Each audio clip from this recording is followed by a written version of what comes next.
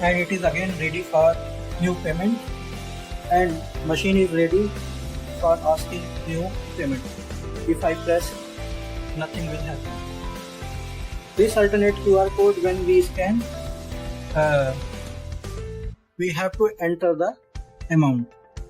Only the difference is that. And rest is same. So again I am paying.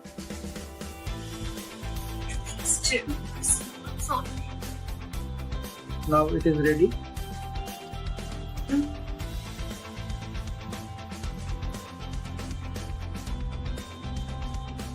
So this payment system is very simple to connect, very simple to operate, and almost nothing to